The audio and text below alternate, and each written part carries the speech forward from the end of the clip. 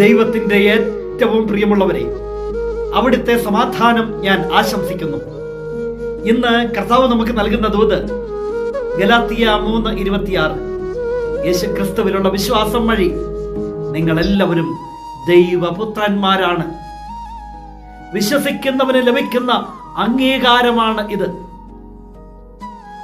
അവനിൽ വിശ്വസിക്കാൻ സാധിച്ചാൽ ആ വലിയൊരു കൃപയിലേക്ക് നാം എല്ലാവരും ഉയർത്തപ്പെടും, ദൈവപുത്രന്മാരുടെ സ്ഥാനത്തേക്ക്. യേശുക്രിസ്തുവിലുള്ള വിശ്വാസം വഴി നിങ്ങൾ എല്ലാവരും ദൈവപുത്രന്മാരാണ്.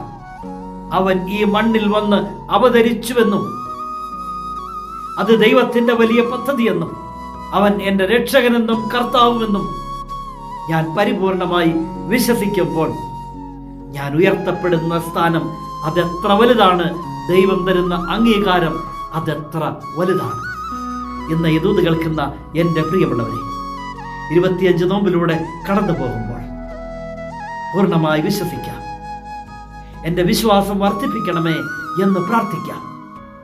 വിശ്വാസത്തോടെ 25 നോമ്പെടുത്ത് പ്രാർത്ഥിക്കാം. നമ്മുടെ നിയോഗങ്ങൾ അവൻ കാണും, കേൾക്കും, അത് അത്ഭുതമാക്കി മാറ്റുകയും ചെയ്യും. കരുണാമയനായ കർത്താവ് നമ്മെ എല്ലാവരെയും സമൃദ്ധിയായി അനുഗ്രഹിക്കും.